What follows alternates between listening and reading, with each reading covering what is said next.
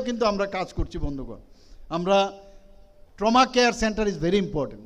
এখানে এই ধলাইয়ের মধ্যেও আপনাদের ট্রমা কেয়ার সেন্টার চালু আছে, আমাদের গোমতী জেলাতেও আছে এবং দক্ষিণ জেলাতেও আছে এবং নর্থের মধ্যেও আমরা এর মধ্যেই সেটা স্টার্ট করব। আমাদের সেক্রেটারি মহোদয় সেখানে গেছেন, আমি ওনাকে বলেছি দেখে আসার জন্য।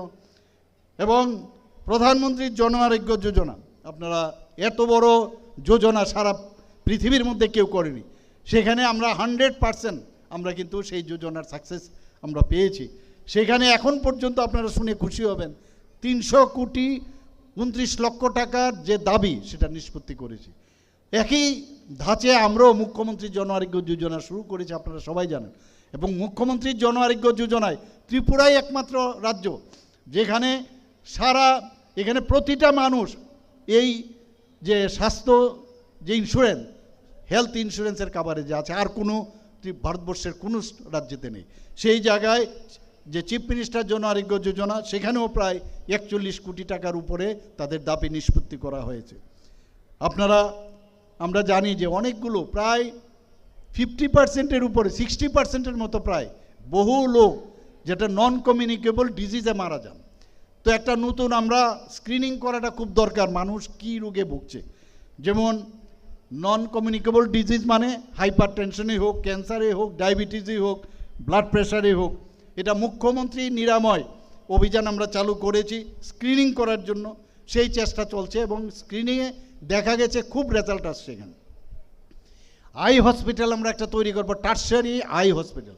মানুষ কোথায় কোথায় আজকে এখানে যে কোনো আইয়ের একটা প্রবলেম হলেই বাইরে চলে যায়। তো 100 শয্যা বিশিষ্ট একটা আই হসপিটাল আগরতলাতে ILS হসপিটালে যাওয়ার রাস্তার বাঁ দিকে, সেখানে করছি আমরা। সেখানে আপনারা শুনে খুশি হবেন যে ত্রিপুরাতে ডেন্টাল কলেজও হয়েছে। ডেন্টাল কলেজেও 63টা অলরেডি আসন নিয়ে আছেন। এখন আমাদের 550টার মতো MBBS সিট হয়েছে, প্রায় 200 ছুঁই আমাদের পোস্ট গ্র্যাজুয়েশনের সিট বেড়েছে। আরও এখানে 50টা সিট যদি আমবাসা হয়, সেখানে 50টা MBBS-এর সিট হবে। তো বাইরের থেকে আরও অনেক স্বাস্থ্য যারা সিজা হসপিটাল থেকে আরম্ভ করে অনেকে আসছেন। শুধু তাই না, আমরা গভর্নমেন্টের তরফ থেকেও আমরা হোমিওপ্যাথিক গভর্নমেন্ট মেডিকেল কলেজ আমরা শুরু করতে যাচ্ছি এই 26-27 অর্থবছর শিক্ষাবর্ষে। এবং এই গভর্নমেন্ট হোমিওপ্যাথিক মেডিকেল কলেজের সাথে সাথে আয়ুর্বেদিক মেডিকেল কলেজ, সেটাও দুটোও কিন্তু এখানে শুরু হবে। ত্রিপুরা হেলথ ইউনিভার্সিটি আমরা কারণ ANM GNM অনেকগুলো আছে এখন ত্রিপুরাতে, মেডিকেল কলেজ, ডেন্টাল কলেজ। তো আমরা চাই যে একটা হেলথ ইউনিভার্সিটি হোক, বিধানসভায়ও পাস হয়েছে। তো তারও কাজ চলছে এখানে। আমরা এখানে আজকে আমাদের গভর্নমেন্ট এতটা যে সেন্সিটিভ, তার কয়েকটা উদাহরণ আপনাদের আমি বলছি। আগে জিবিতে যখন যায় মানুষ, কারণ বেশিরভাগ মেইন সেন্টার জিবিতেই যায় মানুষ, সেখানে গিয়ে পেশেন্টের সাথে যারা থাকেন তাদের দুপুরের খাওয়ার সমস্যা হয়। আমি নিজেও সেটা ইনোগ্রেশন করছি, 10 টাকার বিনিময়ে দুপুরে খাবারের ব্যবস্থা আমরা করেছি যারা পেশেন্ট পার্টি আছে। শুধু তাই নয়, আমরা বাজেটে 2025-26-এ ভারত মাতা ক্যান্টিন ও নাইট শেল্টার একটা করছি, অলরেডি কাজও শুরু হয়েছে। সেখানে যাতে থাকতে পারে, কম পয়সায় খাওয়া দাওয়া করতে পারে, তার ব্যবস্থা আমরা করছি। আমাদের 97% এই যে শিশুদের টিকাকরণ হয়েছে, আপনারা সবাই জানেন বাংলাদেশে প্রচুর যে মিজেলস হচ্ছে, সেই মিজেলসের কারণে আমাদের ত্রিপুরাতেও তার কিন্তু বিভিন্ন গ্রামীণ অঞ্চলে, গ্রামীণ এলাকায়, বর্ডার এলাকার মধ্যে তার প্রভাব পড়ছে। কিন্তু আমরা কিন্তু এই যে টিকাকরণ কন্টিনিউয়াস আমরা করি, তাতে করে কিন্তু আমাদের ইমিউনিটি অনেক বাচ্চাদের সেটা অনেক বেশি স্ট্রং। এবং সেখানে 97% আমরা শিশুদের টিকা প্রদান করা হয়েছে। মুখ্যমন্ত্রী সুস্থ শৈশব ও সুস্থ কৈশোর অভিযান অর্থাৎ মাস্কা আমরা যেটা শুরু করেছিলাম, এটা এখন প্রায় 8 বছর ধরে চলছে। সেখানে 1 থেকে 19 বছর যারা আছেন, এতে করে 10 লক্ষেরও বেশি শিশু ও কিশোরীদের তাদের স্বাস্থ্যের সাথে সাথে খাওয়া দাওয়া, পুষ্টি ইত্যাদি দেওয়ার ব্যবস্থা করেছি। ডিওয়ার্মিং ট্যাবলেট বা অন্যান্য টিকাকরণ, তাদের আয়রন ট্যাবলেট দেওয়া।